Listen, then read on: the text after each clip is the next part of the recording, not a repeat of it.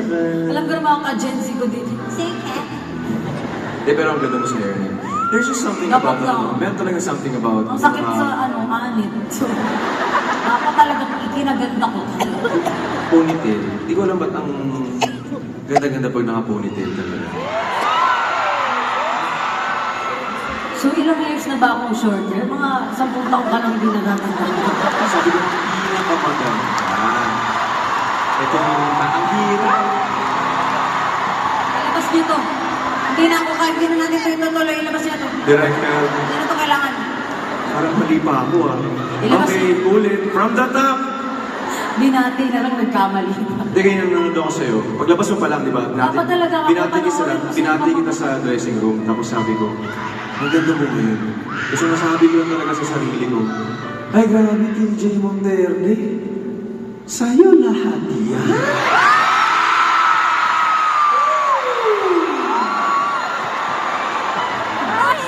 Parang sira. Okay lang yan.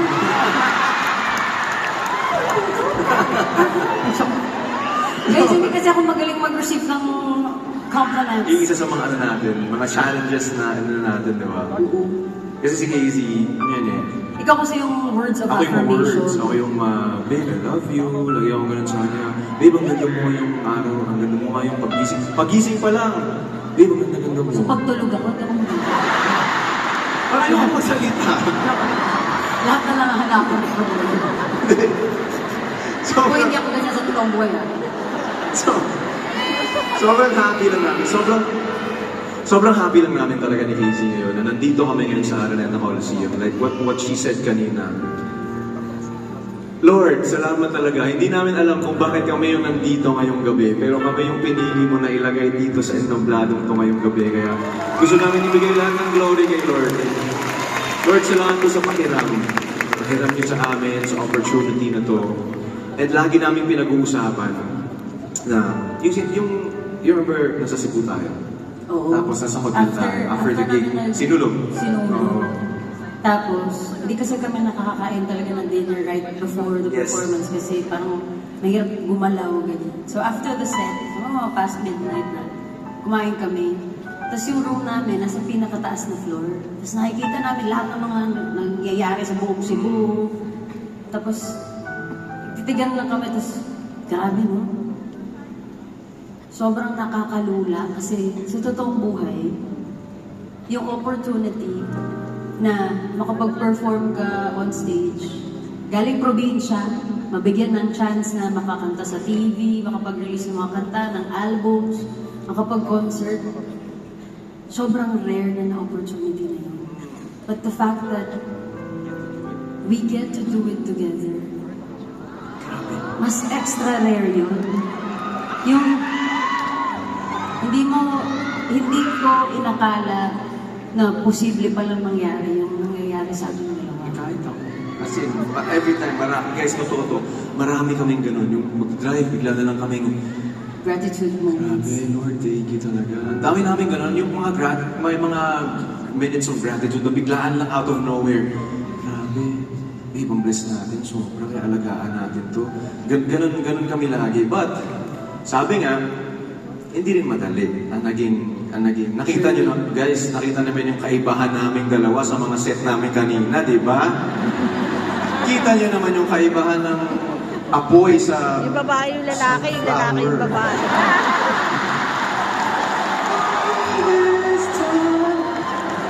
Uy, pero kung ako yun, tapos na din ako sa TJ Monterde, yung minimum effort, maximum impact. Ganun yun. Gabi ka naman. Ganun yung gabi siya yung lahat. Kakagulo kayo naman. Gumanon lang. Reading mo yun. Di ba kanina, ikaw at ako gumanon lang sa camera? Kikiligin kayo pag ako gumanon, direct button mo to. Butan mo daw.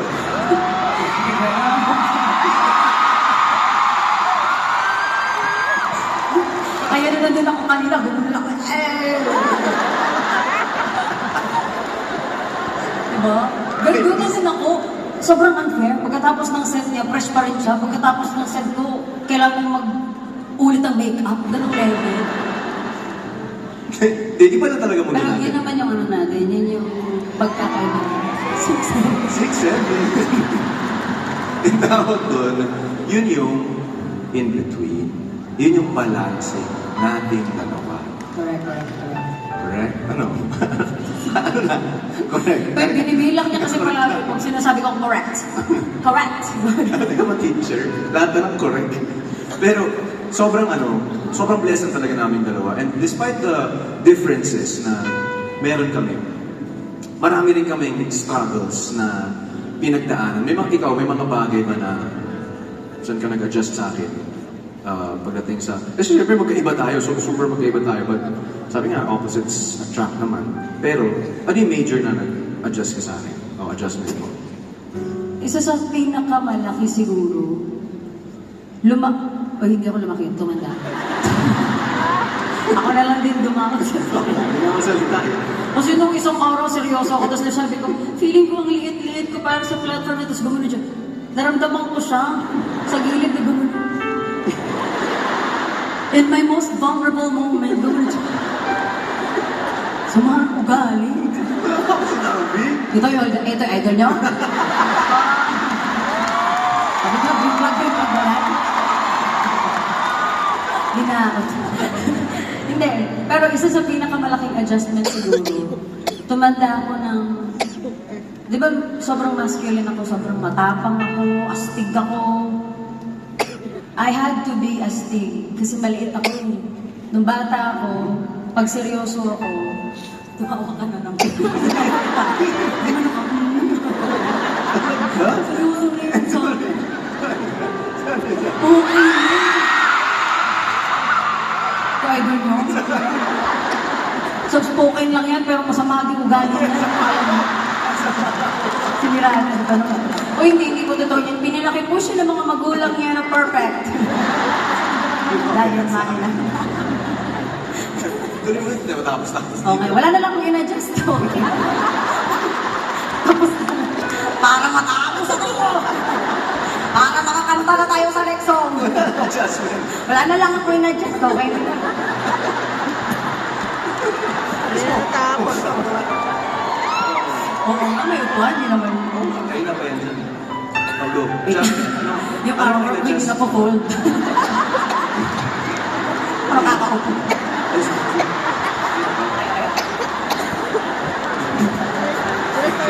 Hayaan nyo lang yan dyan. Uy! Inamis ko lang! Dito na lang sa TV ko. Naisip ko. Okay. Biggest adjustment. Oh, nakalimutan. Naalala ko na.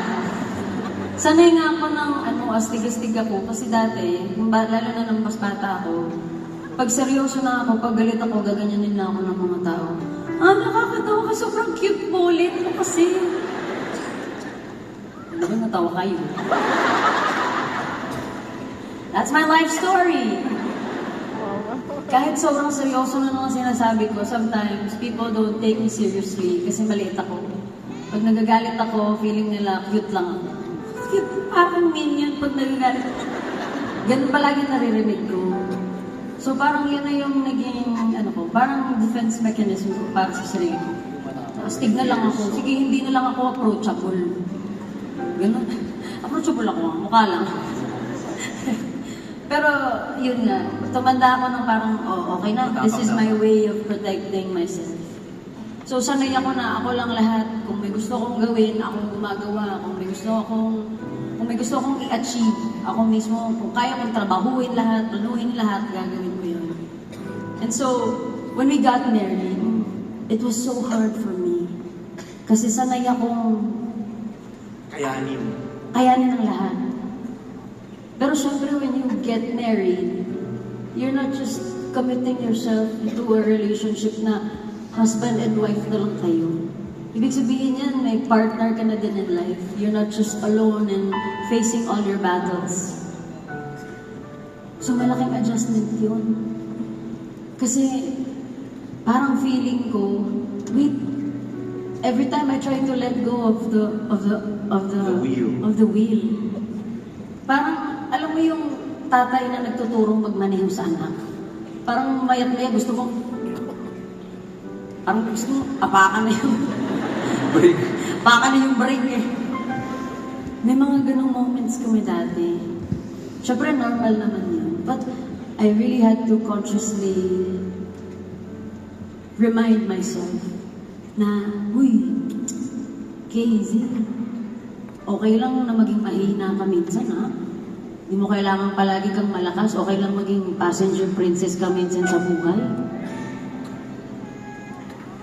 And so, slowly, mas natutunan kong hindi na ako masyadong yung parang na-anxiety ako yung kailangan ko ba siyang bantayan kung ano yung ginagawa niya kasi baka nahihirapan siya or ganyan-ganyan. And hindi ako nagkamali doon sa effort kong i-learn na mag-let go. Actually, hindi naman sa mag-let go, but to allow you to be my co-pilot sa buhay. Na hindi na lang ako mag-isa. And I realized that it's